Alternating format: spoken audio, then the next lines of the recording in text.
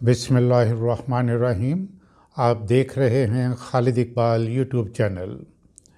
क्या आप अमेरिका या यूरोप के किसी और मुल्क में मुंतकिल होना चाहते हैं? मुस्तकिल रहने के लिए मैं आपको एक बेहतरीन मुल्क का नाम बताता हूँ, जहाँ आपको पेट के अलावा जज्बात और एहसासात की ग़िज़ा भी मिलेगी। नाज़रीन, ज़्यादातर लोग अपने वतन अज़ीज़ को छोड़कर दूसरे ममालिक, ख़ास तौर पर अमेरिका, बरतानिया या किसी यूरोपीय मुल्क में जाना चाहते हैं। ये ख़्याल या ये तासुर तक़वियत पकड़ता जा रहा है कि आपने मुल्क में कुछ नहीं रखा। दूसरे मुल्कों में दौलत कमाने के ज़्यादा चांसेस हैं। इस ख़्याल के ज़ेर असर हर तरह के और हर तबका से ताल्लुक़ रखने वाले लोग हैं। मज़दूर, सेमी स्किल्ड से शुरू होकर इंजीनियर्स, डॉक्टर्स, पीएचडीज़ वगैरह वगैरह। चंद सालों से बिज़नेस से ताल्लुक़ रखने वाले अफराद भी बाहर मुंतकिल हो रहे हैं। कारोबारी तबके से ताल्लुक़ रखने वाले लोगों का तो ये आलम है कि वो साफ कहते हैं कि हमारे पास सरमाया है, और सरमाया बहुत हसास होता है। जहाँ कारोबार करने के मौके ज़्यादा होंगे, जहाँ कानून का अमल दरामद बेहतरीन होगा, अमन व अमान की सूरत हाल बेहतर होगी, ये सरमाया वहाँ चला जाता है। पिछली एक दहाई में बहुत से पाकिस्तानी यूएई, अमेरिका और बरतानिया में अपना सरमाया मुंतकिल कर चुके हैं।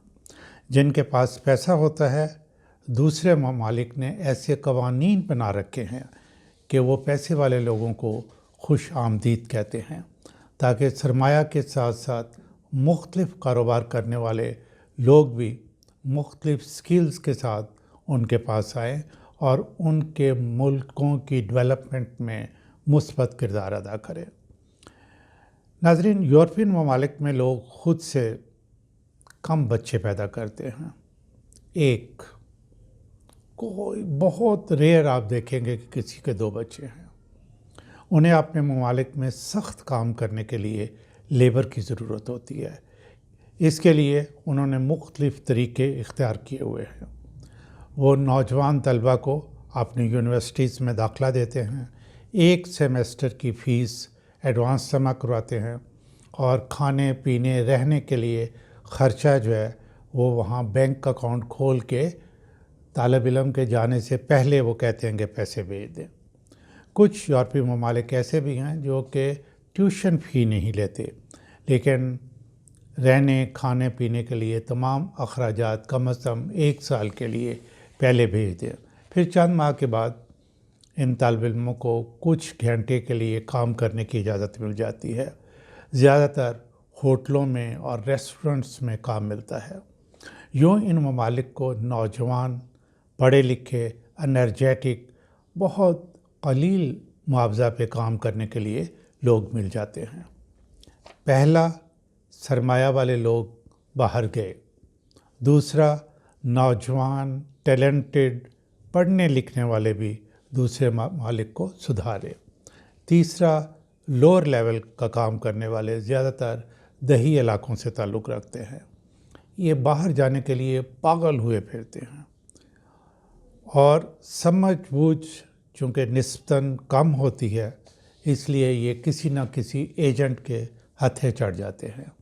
ये बेचारे अपनी ज़मीन, अपना घर या जानवर, यहाँ तक कि अपने ख़वातीन के ज़ेवर तक बेचकर लाखों रुपए एजेंट्स को देते हैं, जो जाली वीज़ों पर गैर महफूज तरीक़ों से उन्हें दूसरे ममालिक पहुँचाने की कोशिश करते हैं।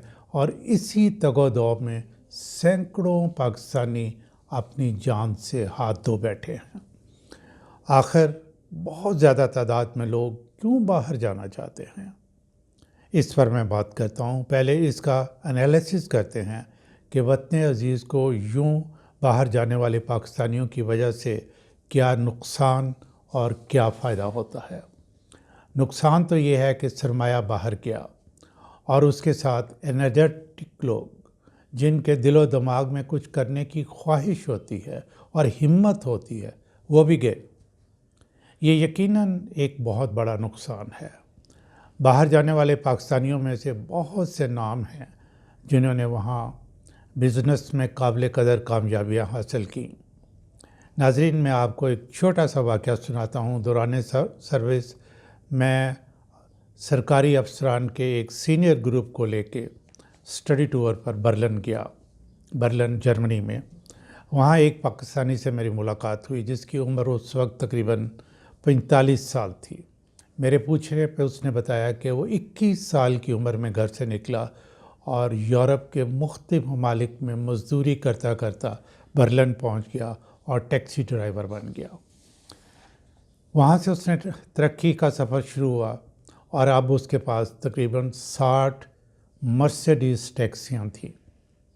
وہ ہر سال 2 نئی مرسیڈیز ٹیکسیاں اپنے پول میں شامل کرتا تھا اور اس کے پاس 250 کے قریب ڈرائیورز تھے، جن میں زیادہ تر جرمن لڑکیاں تھیں۔ اس نے مجھے بتایا کہ میں پاکستان میں انویسٹمنٹ کرنا چاہتا ہوں، لیکن عالم یہ ہے کہ پہلے میں نے وہاں کچھ پلاٹس خریدے تھے جو مجھے آج تک نہیں ملے۔ جاتا ہوں تو جان کا بھی خطرہ ہوتا ہے کہ پیسے کی وجہ سے لوگ میرے پیچھے لگ جاتے ہیں۔ کہتا ہے یہاں برلن میں بے خوف و خطر پھرتا ہوں، جہاں مرضی جاؤں، کاروبار کروں یا اور کچھ دوستوں سے ملوں، مجھے کسی قسم کا کوئی خطرہ نہیں۔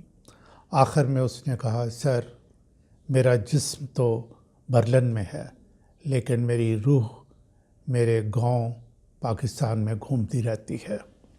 بہرحال ایک نہیں سینکڑوں پاکستانی جو دوسرے ممالک میں ارب پتی ہیں، پاکستان میں انویسٹمنٹ کرنا چاہتے ہیں اور وہ کر بھی سکتے ہیں اگر یہاں قوانین بزنس کو پروموٹ کرنے والے ہوں، عدالتی نظام سرعت سے فیصلے کرنے والا ہو، امن و امان کی صورتحال بہت اچھی ہو۔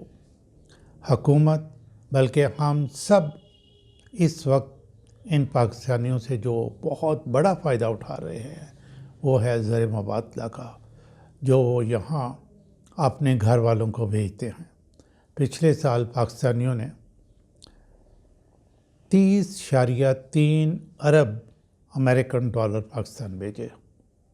اگر حکومت اوورسیز پاکستانیوں کے مفادات، ان کے سرمایے اور یہاں خریدی گئی پراپرٹی کی حفاظت کرے تو یہ ریمیٹنسز جو ہیں یہ 50 ارب ڈالر تک سالانہ پہنچ سکتی ہیں۔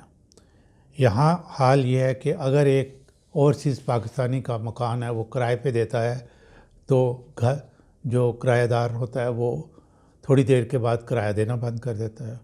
اگر وہ گھر خالی کروانا چاہے، ظاہر ہے یہاں کسی رشتہ دار وغیرہ سے کے تھرو کرتا ہے تو وہ گھر خالی نہیں ہوتا۔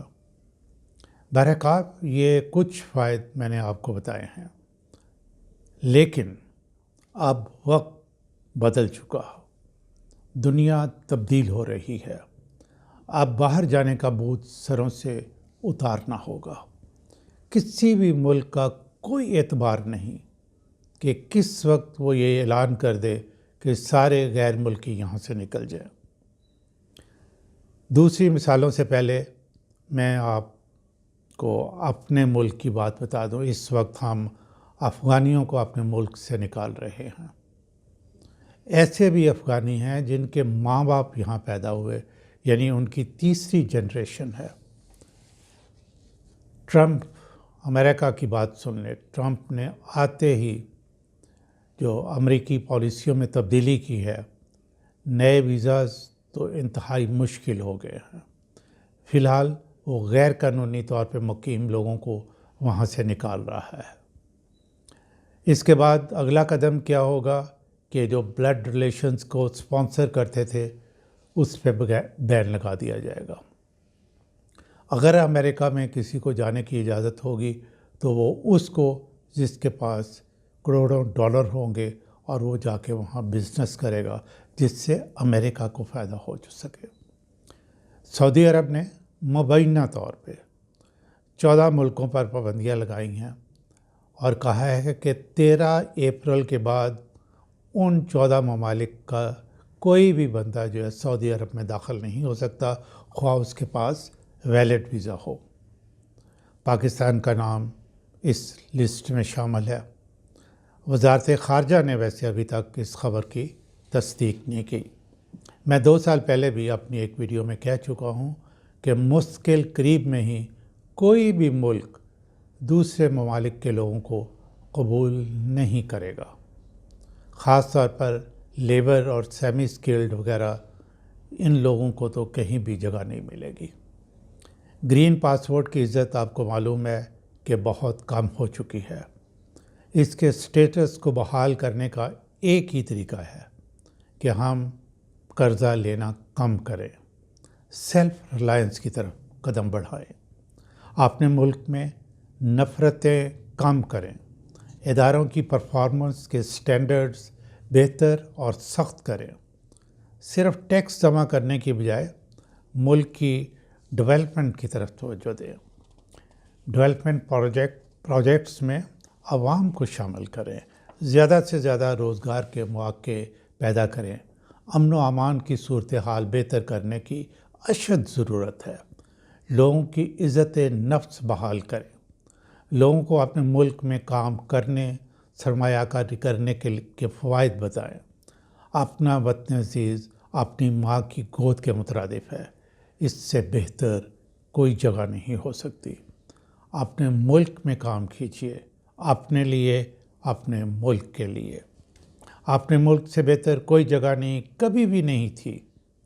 مستقل میں تو بالکل ہی ناممکن ہو جائے گا۔ باہر آپ پیسے تو کما لیتے ہیں، لیکن آپ کی حیثیت ایک مشین کی طرح ہوتی ہے۔ وہاں کوئی آپ کے احساسات اور جذبات کی قدر نہیں کرتا۔ زیادہ تر کیسز میں ایسا ہوتا ہے کہ فیملی یہاں پاکستان میں ہوتی ہے، بچوں کے لیے باپ صرف پیسے کمانے والی ایک مشین ہوتی ہے، اس کے ساتھ بچوں کی جذباتی وابستگی ختم ہو جاتی ہے، خیالات اور سوچیں مختلف ہوتی ہیں۔ آپ اپنے بچوں کو بڑا ہوتے ہوئے دیکھتے ہیں، نہ ان سے پیار کرتے ہیں، نہ ہی ماں باپ کی خدمت کی سعادت حاصل کرتے ہیں۔ یہ زندگی بھی بھلا کوئی زندگی ہے؟ رہنے کے لیے بہترین جگہ اپنا ملک ہے۔ حکومت کسی بھی پارٹی کی ہو، عوام کو مل کر حکومت پر زور دینا چاہیے کہ ملک کی ڈیولپمنٹ کی طرف توجہ دیں۔ اپنی ماں کی گود کا کوئی متبادل نہیں۔ ناظرین، اگر ابھی تک آپ نے میرے چینل کو سبسکرائب نہیں کیا تو اب کر لیں۔ اس ویڈیو کو آپ مکمل دیکھیں، یہ بہت امپورٹنٹ ہے۔ اپنے دوستوں کو بھیجیں تاکہ ان کو دنیا کے حالات کا پتہ چل سکے اور مستقبل کا پتہ چل سکے کہ آئندہ دنیا میں کیا ہونے جا رہا ہے۔